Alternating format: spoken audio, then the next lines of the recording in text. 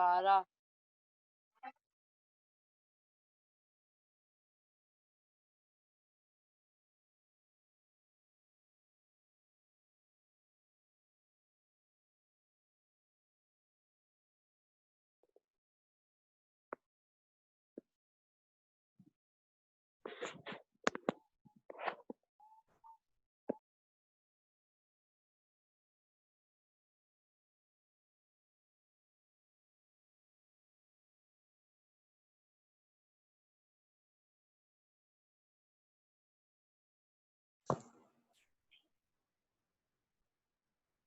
जी, सब लोग ज्वाइन हो गए? Yes sir. Good afternoon sir. हाँ, गुड आफ्टरनून एवरीवन। तो कोई और सवाल है जो पहले हम लोगों ने बात की थी उस पर? फिर मैं नेक्स्ट टॉपिक पर आता हूं। किसी का कोई सवाल? क्योंकि बीच में कट गया था।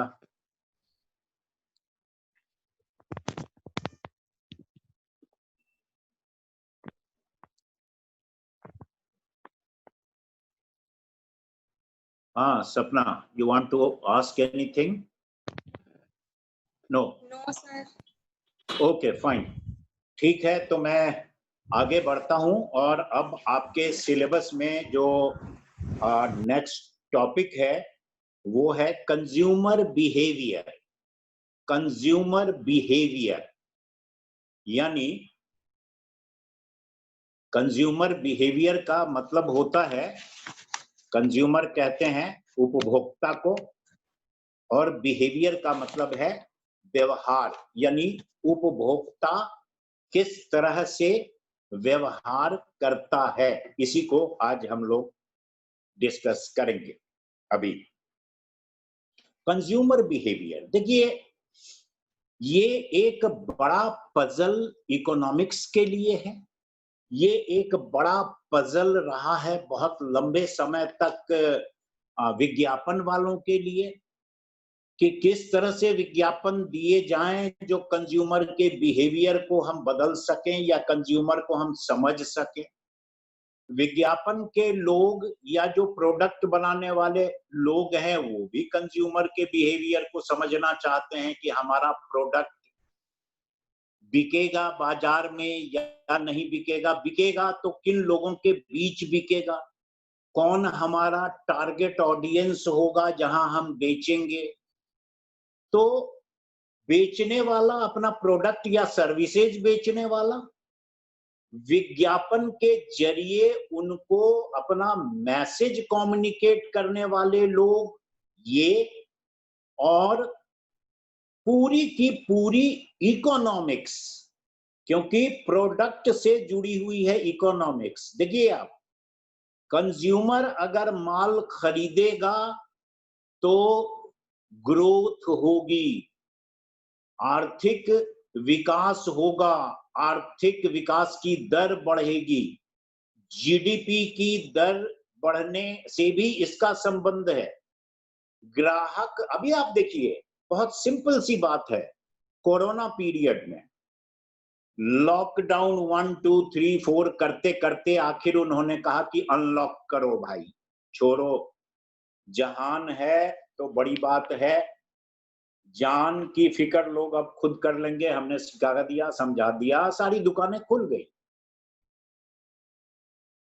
एक मीडिया ने, टेलीविजन चैनल ने कनॉट प्लेस में जाके दुकानदारों से पूछा, कहा कि भाई अब तो खुल गया है, कैसा है रिस्पांस, ग्राहक आ रहे हैं?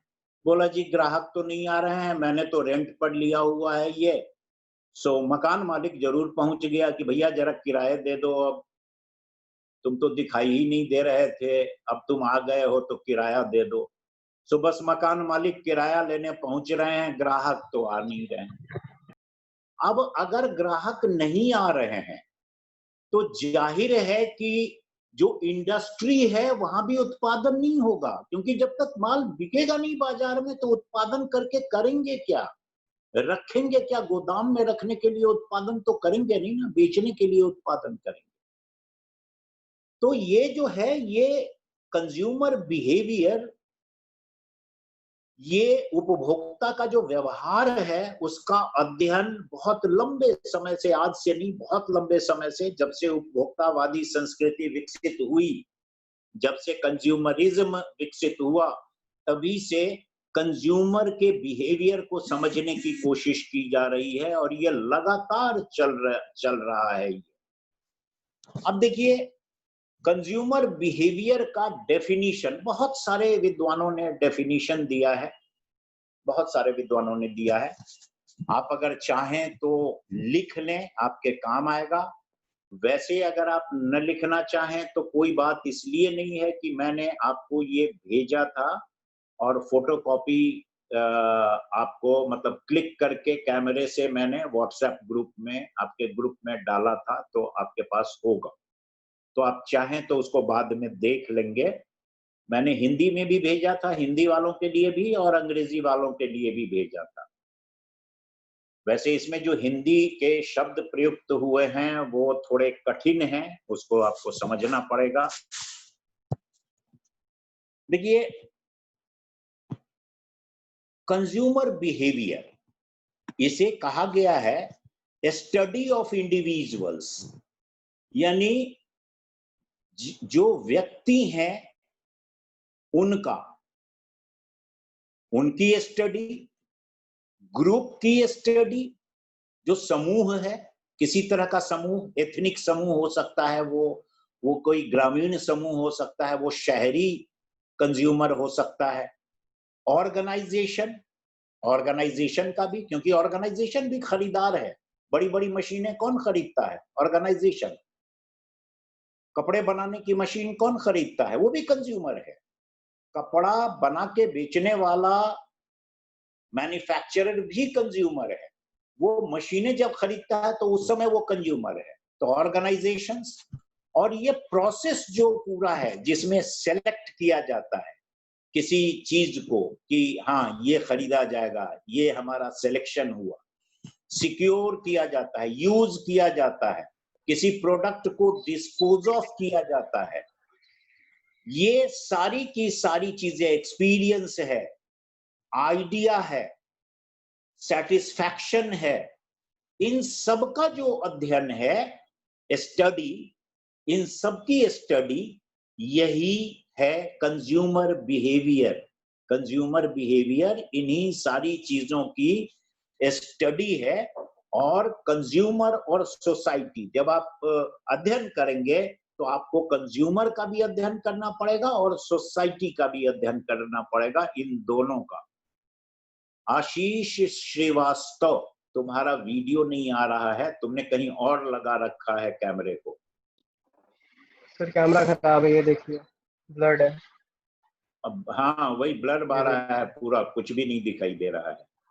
या तो तुम किसी ऐसी जगह बैठे हो जहां पीछे से रोशनी आ रही होगी, इसलिए नहीं दिखाई दे रहा है। सर कैमरा खराब है।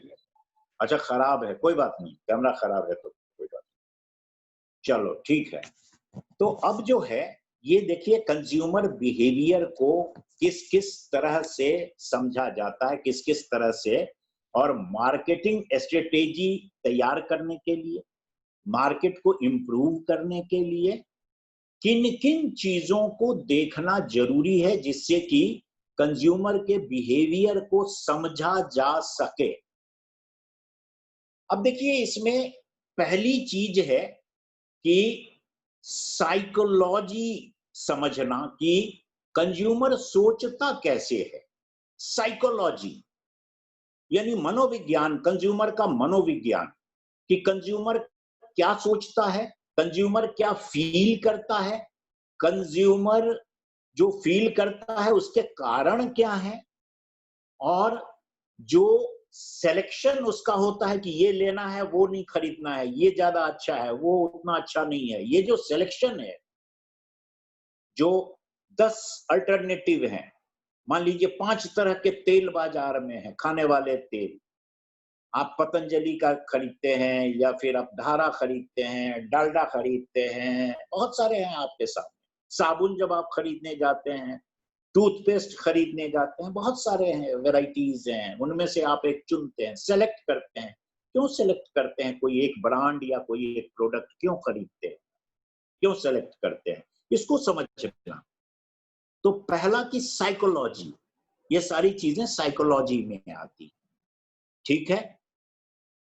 साइकोलॉजी पहला, इसकी साइकोलॉजी। दूसरी जो साइकोलॉजी है कंज्यूमर की, वो भी समझने की जरूरत है, और वो है कि किन किन चीजों से इन्फ्लुएंस होता है कंज्यूमर, किन किन चीजों से, कौन कौन सी चीजें हैं जो कंज्यूमर को प्रभावित करती हैं, इन्फ्लुएंस करती हैं, और वो इन्फ्लुएंस करने वाली कौन कौन सी चीजें हो सकती हैं, और वो कौन सा एनवायरनमेंट है जिससे कि वो इन्फ्लुएंस होता है, यानी कल्चर हो सकता है वो कल्चर। अब कोई एक कल्चर है कि यही हमें लेना है। अब जैसे देखिए, पाउच बिकता है कहीं कहीं, कोई सर एक खास बजट तरह भी की, मैटर करता है। हाँ बजट हाँ भी हाँ, मैटर करता है, लाइक जैसे बजट कोई प्रोडक्ट का, हाँ, उनके अगर बजट में अगर उनको सही लगता है मतलब यूज करने के लिए, बजट में भी आ जाए और कंफर्टेबल लाइक सूटेबल भी होता है उनके बॉडी टाइप या फिर उनके हिसाब से, तो वो चूज करते हैं ठीक कोई बात भी है। Product. Price yes sir. Price price price matter करता है, बहुत बड़ा फैक्टर है प्राइस। उस पर आएंगे हम लोग, अभी अभी आएंगे हम लोग उस पर भी। सही बात है, price is very important, price is very important. Price लेकिन दो तरह से है। बहुत मजेदार स्थिति है, एक प्रयोग किया गया था, दो तरह का सामान रख दिया, एक ही तरह का सामान दो जगह रख दिया गया, एक की कीमत थोड़ा ज्यादा रखी गई, एक की कीमत थोड़ी कम रखी गई। ज्यादा कीमत वाली जो चीज थी वो तुरंत बिक गई, क्योंकि सबको लगा कि ये अच्छा होगा, बेहतर होगा, और जो कम कीमत वाली थी वो धरी रह गई, पड़ी रह गई, वो बहुत धीरे धीरे धीरे धीरे बिकी। लेकिन हाँ, बड़ा डिफरेंस अगर प्राइस में होगा तो फिर कम कीमत वाली पहले बिकेगी, बड़े कीमत वाले के खरीदार जो हैं वो डिफरेंट हैं, और वो कितने हैं इस पर डिपेंड करता है कि कितना टाइम लगेगा। एनीवे हम लोग आएंगे, प्राइस पर भी आएंगे। तो अब जो साइकोलॉजी है, देखिए, ये कंज्यूमर, ये कल्चर है। कल्चर भी एक साइकोलॉजी बनाता है, एक मनोविज्ञान बनाता है। हमें ये पहनना है, ये नहीं पहनना है, हमें ये खाना है, ये नहीं खाना है। जहां वेजिटेरियन की संख्या बहुत ज्यादा है किसी ग्रुप में, तो वो वहाँ वेजिटेरियन माल बिकेगा। फिर कल्चर है खाने का, तो वहाँ चावल दाल और ये सब बिकेगा, लेकिन हो सकता है सोया बड़ी न बिके, उतना न्यूट्रिला न बिके। तो क्या खाते हैं, पास्ता हो सकता है वहां न बिके, क्योंकि कल्चर नहीं है उस तरह का। तो डिपेंड करता है कि किस तरह का, कॉफी कहाँ ज्यादा बिकेगा, चाय कहाँ ज्यादा बिकेगी। आप रूरल एरियाज में जाके देखें तो because of their culture they rarely by coffee, चाय ही बिकती है। तो ये जो है, ये कल्चर, फैमिली, फैमिली से भी एक वो मिलता है कि हाँ भाई, फैमिली में जिस तरह से ऊपर की पीढ़ी इस्तेमाल करती आ रही है। देन मीडिया, यानी आपको एडवर्टीजमेंट के जरिए, मीडिया के जरिए जिन चीजों की जानकारी मिलती है, वो आपकी एक साइकोलॉजी बनाता है कि हाँ, ये लेना चाहिए या नहीं लेना चाहिए, क्योंकि मीडिया आपको इन्फॉर्म कर रहा है। ठीक है। तो दूसरा है कि आप कोई चीज जब खरीदते हैं और आप एक डिसीजन लेते हैं, मार्केटिंग डिसीजन उसको कहा जाता है। तो कंज्यूमर का जो बिहेवियर है मार्केटिंग डिसीजन में, कि क्या खरीदना है, शॉपिंग के समय में क्या खरीदना है, वो अलग तरह का मार्केटिंग डिसीजन उसका है या एक ट्रेडिशनल टाइप का है, ये भी देखना पड़ेगा। ये भी एक फैक्टर है, इसका भी अध्ययन होता है, कंज्यूमर बिहेवियर, और कंज्यूमर बिहेवियर पर इसका फर्क पड़ता है। उसके बाद है लिमिटेशंस इन कंज्यूमर नॉलेज। जानकारी आपकी आपकी जितनी है, इंफॉर्मेशन आपके पास जितनी है, आप उतनी दूरी तक ही सोचते हैं और वही खरीदते हैं। जैसे आपको दुकानदार बोले कि भाई साहब ये ले लो, ये नया आया है मार्केट में, आपको लगता है कि अरे पता नहीं ये क्या है, और वो ऐसी चीज है जिसके बारे में आप नहीं जानते, ज्यादा आपको पता नहीं है। तो अगर नॉलेज या इंफॉर्मेशन आपकी इस तरह की है तो वो लिमिटेशन होती है कई बार कंज्यूमर की, इंफॉर्मेशन नहीं है। अब मैक्रोनी कैसे बनाई जाए, उसको कैसे खाया जाता है, ये आपको पता नहीं है तो आप मैक्रोनी नहीं खरीदेंगे। आप फिर हो सकता है कि हाँ, वो जो ट्रेडिशनल मैगी है, मैगी के बारे में आपको पता है, मैगी आपने खरीद लिया, लेकिन मैक्रोनी आप नहीं खरीदेंगे, पास्ता आप नहीं खरीद, आपको मालूम नहीं। सो इन्फॉर्मेशन, मैं एक उदाहरण दे रहा हूं, इस तरह की बहुत सारी चीजें हैं। कुछ विदेशी चीजें ऐसी हैं जो हमारे बाजार में उपलब्ध हैं, लेकिन हमें नहीं मालूम है कि उसका उपयोग कैसा है। तो वो है इंफॉर्मेशन, कंज्यूमर का नॉलेज और इंफॉर्मेशन। उसके बाद कंज्यूमर का मोटिवेशन, उसको कैसे मोटिवेट किया जाए, और डिसीजन की स्ट्रेटेजी उसकी कैसे बने, डिसीजन की स्ट्रेटेजी कैसे बने जिससे कि वो एक खास तरह की चीज आपको बेचनी है वो खरीद ले। इसका अध्ययन, ये भी कंज्यूमर मोटिवेशन, भी कंज्यूमर बिहेवियर, जितना ज्यादा मोटिवेट आप करेंगे विज्ञापन के जरिए, किसी और तरीके से जितना मोटिवेट उसे करेंगे कि ये चीज अच्छी है, इसको खरीदो, तो जो डिसीजन की स्ट्रेटेजी होगी उस पर कंज्यूमर का बिहेवियर निर्भर करेगा। और किसको वो इंपॉर्टेंट समझता है, किसको इंपॉर्टेंट नहीं समझता है, ये मोटिवेशन से भी कई बार तय होता है। मार्केटिंग स्ट्रेटेजी यानी जो बाजार की रणनीति है, रणनीति, वो स्ट्रेटेजी भी कई बार जरूरत पड़ती है, जिसके कारण जो मार्केटिंग वाले जो स्ट्रेटेजी तय करते हैं कि इस स्ट्रेटेजी से उनको इन्फ्लुएंस किया जा सकता है कंज्यूमर को किसी चीज को खरीदने के लिए।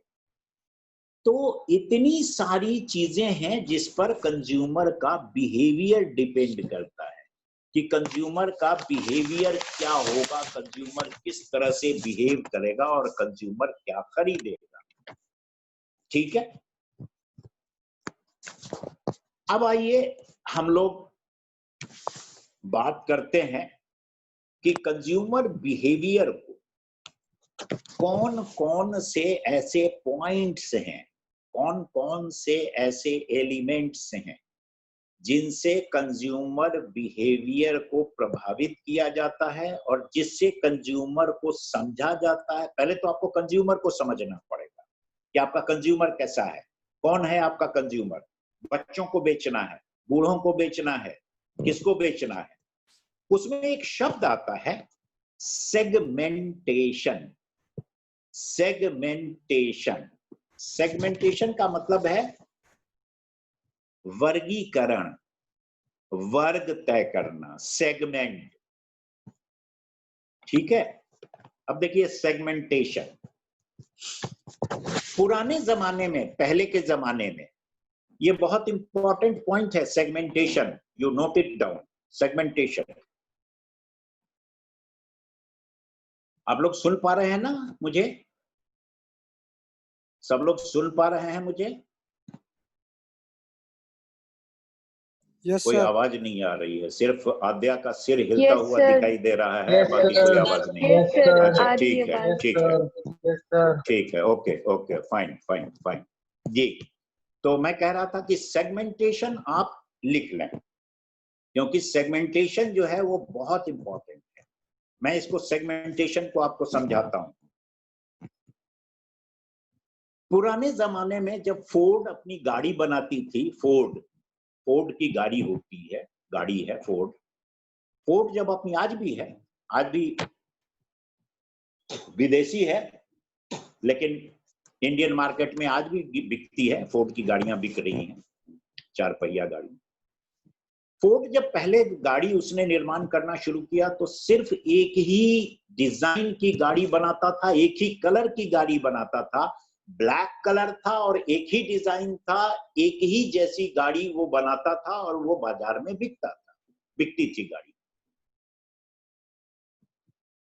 बाद में अच्छा आप देखिए कोका कोला ने जब शुरू में मार्केटिंग की तो उसके बॉटल का साइज एक ही होता था, वो 60 ऑन्स का के आसपास का बोतल का साइज था, उतना ही होता था, एक ही कलर का बॉटल, एक ही जैसा बॉटल, पूरे जहां भी वो बेचता था बस वही बॉटल उसका बिकता था, वही साइज, उतना ही माल उसका।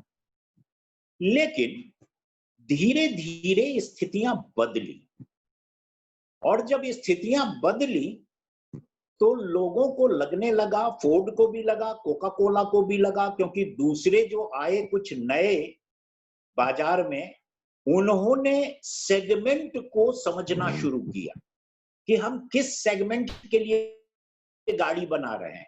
एक सेगमेंट वो है जिसको गाड़ी चाहिए सिंपल सी एक, दूसरा सेगमेंट वो है युवा वर्ग जिसको स्पीड चाहिए गाड़ी में, तीसरा एक सेगमेंट है जिसको अच्छी लगने वाली गाड़ी चाहिए, एक सेगमेंट है जिसको सस्ती गाड़ी चाहिए, एक सेगमेंट है जिसको लग्जरी गाड़ी चाहिए, वो उसके पास पैसा है, वो पैसा खर्च कर सकता है और उसको ये सब गाड़ी नहीं चाहिए, उसको लग्जरी कार चाहिए और लकदक कार देखने में लगे। अब देखिए कितने सेगमेंट हो गए, एक लग्जरी का सेगमेंट हो गया, एक इकोनॉमी सेगमेंट हो गया जो कम पैसा देके बजट जिसका कम है वो गाड़ी खरीदना चाहता है, एक सेगमेंट हो गया जिसको रेसिंग कार चाहिए, खूब स्पोर्ट्स कार जैसा, वो युवा वर्ग है, उसको खूब थ्रिल आता है, उसको मजा आता है उसमें स्पीड में, उसको चाहिए उस तरह की गाड़ी। अब इतने सेगमेंट की गाड़ियां बनने लगी क्योंकि अलग अलग लोगों की अलग पसंद है, अलग अलग तरह की चीजें चाहिए उनको। फिर कोका कोला में आप देखिए, कोका कोला ने भी सेगमेंटेशन करना शुरू किया और सेगमेंट को पहचानना शुरू किया और अपने माल को उसने अलग अलग साइज में बदला, बड़ी बोतल, छोटी बोतल, काफी बड़ी बोतल, फैमिली साइज बोतल पूरी फैमिली के लिए। अब छोटी छोटी बोतल वो कई खरीदेगा तो उसको ज्यादा पैसे लग जाएंगे, अब वो बड़ी एक खरीद लेता है तो उसकी पूरी फैमिली के लिए वो ठीक रहेगा, सस्ती पड़ेगी उसे। तो इस तरह से, और दूसरे कि कोका कोला ने कहा कि सिर्फ एक क्यों, एक और वैरायटी निकाल देते हैं, वो भी लोगों को कुछ जो अलग तरह के टेस्ट के लोग हैं वो। अब देखिए आप मार्केट में कोका कोला है, स्प्राइट है, फंटा है,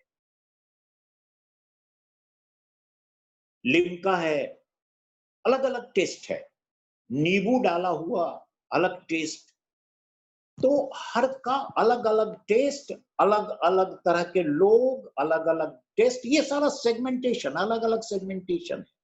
टूथपेस्ट के मार्केट को आप देखिए, एक अकेला कोलगेट 5 तरह के टूथपेस्ट बनाता है, 5 तरह के टूथपेस्ट बनाता है, और एक टूथपेस्ट उसका कैविटी भरने वाला है, एक दांतों को ज्यादा सफेद कर देने वाला है, एक जो है वो खून नहीं आने देगा, दांतों से मसूड़ों से खून नहीं निकलने देगा, और अलग अलग नाम से है। टोटल, कोलगेट टोटल, कोलगेट एक सिंपल है, कोलगेट मेडिसिन वाला, और तमाम तरह के 5 वैरायटी। अब देखिए ये segmentation. So providing different products, offering different prices, यही है segmentation. Different products, different prices, और distributing the products, कहाँ डिस्ट्रीब्यूट करेंगे, किसको चाहिए, किस रूरल एरिया में चाहिए तो किस तरह का। आप देखिए आपको यहाँ अगर आप खरीदना चाहें सर्फ का एक बहुत छोटा सा पाउच 2 रुपए वाला, 5 रुपए वाला, तो आपको बहुत ढूंढने से मिलेगा, शहर में लोग नहीं खरीदते, लेकिन गांव में आप अगर 2 किलो का 1 किलो का पैक खरीदेंगे तो वो मुश्किल से मिलेगा, इसलिए कि वहां डिमांड है किस तरह की, पाउच की डिमांड। तो जहां पाउच की डिमांड है, 2 रुपए वाली 5 रुपए वाले पाउच की डिमांड है, वहां 1 किलो वाला नहीं मिलेगा। मिलेगा लेकिन गांव के मार्केट में नहीं मिलेगा, थोड़ा अलग मिल सकता है। सो ये जो है, ये आपको देखना पड़ेगा, आपको समझना पड़ेगा, तभी आप उस मार्केट को साध सकते हैं। यानी कंज्यूमर के बिहेवियर को आपको समझना पड़ेगा, और इस कंज्यूमर के बिहेवियर को समझने के लिए बहुत सारी चीजें की जाती हैं, बहुत तरह से इसे समझने की कोशिश की जाती है। तो सेगमेंट में अलग अलग सेगमेंट में कौन कौन से लोग हैं, टारगेट उनको करिए। जो जिस सेगमेंट को आपको बेचना है उस सेगमेंट को आपको टारगेट करना पड़ेगा। पुरुषों को बेचना है, महिलाओं को बेचना है, बच्चों को बेचना है, ये सेगमेंटेशन है। तो सेगमेंटेशन जो है, आर्थिक वर्ग है सेगमेंटेशन, कौन कितना पैसा खर्च कर सकता है, ठीक है। तो सेगमेंटेशन पर ध्यान देना बहुत जरूरी है, और इसीलिए आप देखेंगे कि एक ही कंपनी बहुत तरह के प्रोडक्ट्स, बहुत साइज में, अलग अलग प्राइस में, आपको ये कंज्यूमर के बिहेवियर को समझ के किया गया, कंज्यूमर के बिहेवियर को समझ के। अब देखिए फैक्टर्स कौन कौन से हैं जो कंज्यूमर के बिहेवियर को अफेक्ट करते हैं। Factors affecting consumer behaviour, factors कौन कौन से फैक्टर्स हैं? उसमें कल्चर एक फैक्टर है, आप लिखते जाएं, कल्चर एक फैक्टर है। किस तरह का कल्चर है, किस तरह का मॉरल है, उसका कस्टम क्या है, वहां किस तरह का कस्टम है, यानी किस तरह की परंपरा है, किस तरह किन किन चीजों में, किस तरह की चीजों में विश्वास करते हैं। मॉरल्स, अगर कॉम्प्लेक्स कल्चर है तो उस कॉम्प्लेक्स कल्चर को भी आपको देखना पड़ेगा कि अगर कॉम्प्लेक्स कल्चर है तो उसमें आप किस तरह से घुसेंगे। कॉम्प्रिहेंसिव कल्चर को देखना पड़ेगा, यानी एक कॉम्प्रिहेंसिव कल्चर, तो मिला ये जुला, सारा तो कल्चर में ही आ जाएगा ना? सब कल्चर में है, सब कल्चर में है, बिल्कुल। तो माने कॉन्शियसनेस, अवेयरनेस, देखिए कल्चर क्या है, इसमें आप कॉन्शियसनेस को की अवेयरनेस कर सकते हैं, मतलब मार्केटिंग वाले, और वो करते हैं, और इस तरह से अपने स्टैंडर्ड को वो लिमिट करते हैं कि इसी तरह के स्टैंडर्ड की चीज हमें बेचनी है क्योंकि यहाँ इसी तरह का कल्चर है। अब सऊदी अरेबिया में आप कुछ बेचेंगे, सऊदी अरेबिया में आप बेचना शुरू करें ऐसे ड्रेस जो वहां पहनते ही नहीं है, हाफ पैंट बेचना शुरू करें, नहीं बिकेगा आपका, बहुत कम बिकेगा। अमेरिका में सऊदी अरब का ड्रेस बेचना शुरू करें, नहीं बिकेगा। वहां कैजुअल ड्रेस ज्यादा पसंद करते हैं लोग। तो ये कल्चर वहां का अलग है, वहां का कल्चर अलग है। वहां हाफ पैंट पहन के आपको सड़कों पर घूमते हुए लोग दिखेंगे, सऊदी अरब में नहीं दिखेंगे। महिलाएं अमेरिका में या यूरोपियन कंट्रीज में जिस तरह से सड़कों पर निकलती हैं, सऊदी अरब में नहीं निकलती हैं।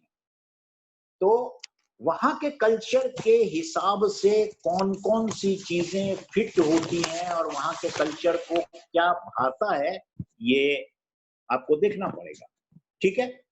उसके बाद है demographics and social stratification, demographics and social stratification, ठीक है।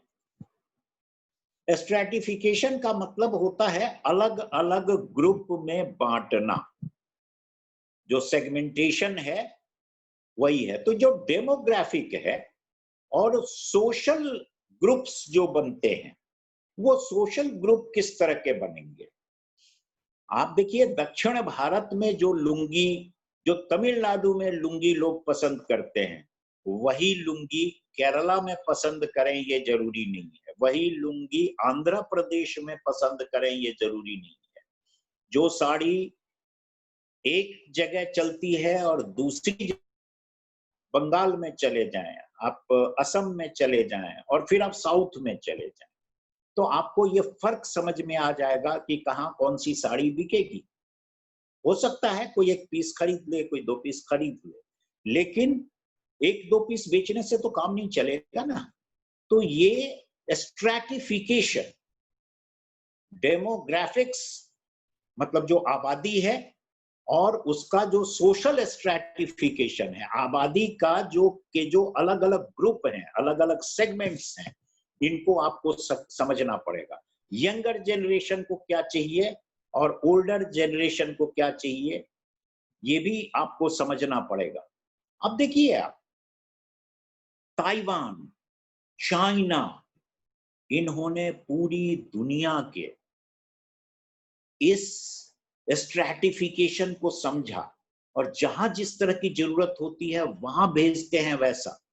और इसीलिए आप उनकी ताइवान की देखिए और आप चाइना की ग्रोथ देखिए, इकोनॉमिक ग्रोथ।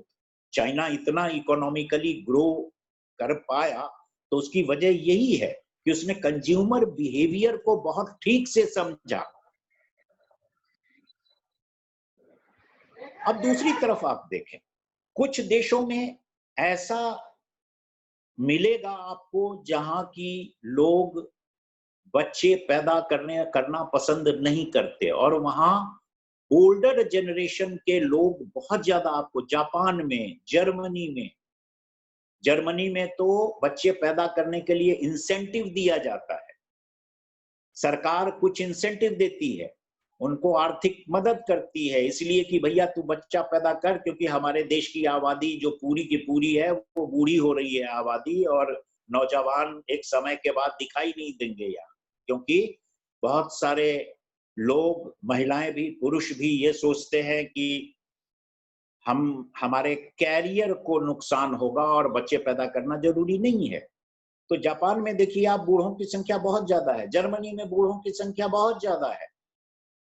और इसलिए इस तरह का जहां पर है, वहां पर जो मार्केटिंग स्ट्रेटेजी होगी वो, हाँ बोलो बोलो बोलो। सर एक बार पॉइंट्स रिपीट कर देना, क्योंकि मेरा बहुत लैग हो रहा है और सर टाइम भी निकल रहा है। आप एक बार पॉइंट्स रिपीट कर देंगे? नहीं सुन नहीं पा रहा हूँ, तो माइक को पास ले आके बोलो। पॉइंट्स रिपीट कर दीजिए सर, पॉइंट्स। माइक को पास ले आके बोलो, आवाज तुम्हारी। पॉइंट्स रिपीट करूं, तुम लिखते नहीं जा रहे हो क्या? सेगमेंटेशन। सर मेरा लैग हो रहा है, लैग। क्या हो रहा है? कट हो रहा है बीच में, बहुत कट। अच्छा, कट हो रहा है। Okay okay okay okay.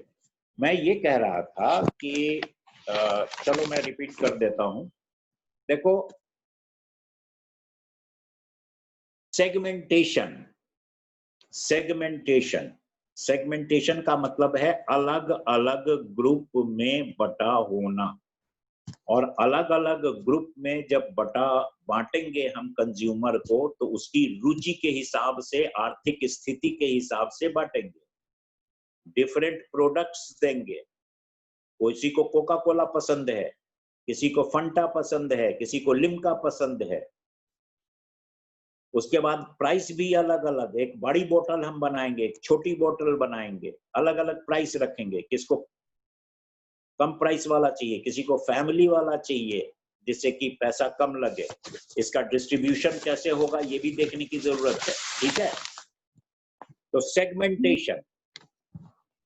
Segmentation बहुत इंपॉर्टेंट है। और इसके बाद मैंने दूसरी चीज कही कि जो फैक्टर्स हैं, जो कारक हैं, जो कंज्यूमर बिहेवियर को प्रभावित करते हैं, फैक्टर्स अफेक्टिंग कंज्यूमर बिहेवियर, उसमें कल्चर, पॉइंट्स मैं बता रहा हूं, कल्चर।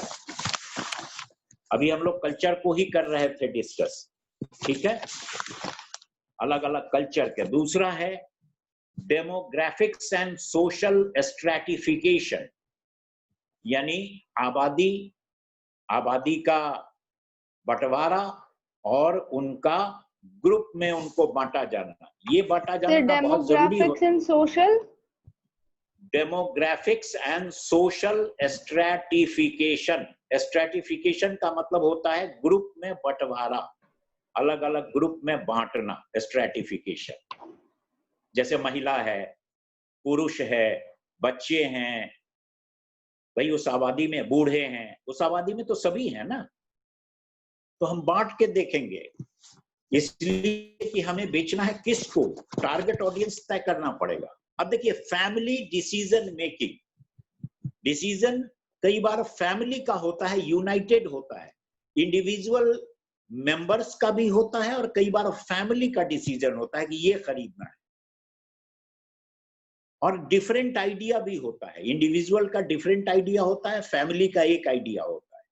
तो फाइनली फैमिली जब किसी निर्णय पर पहुंचेगी तो क्या खरीदना चाहिए इसको या नहीं खरीदना चाहिए। अब एसी खरीदना है किसी को, कौन सा एसी खरीदना चाहिए, स्प्लिट खरीदना चाहिए, विंडो खरीदना चाहिए, या फिर पंखे से हमारा काम चल जाएगा, या कूलर ले लो जी, छोड़ो पंखा भी छोड़ो और वो भी छोड़ो, पंखा तो लगा हुआ है ही, चलो कूलर ले लो जी, कूलर में कौन सा लोगे तो ठीक रहेगा।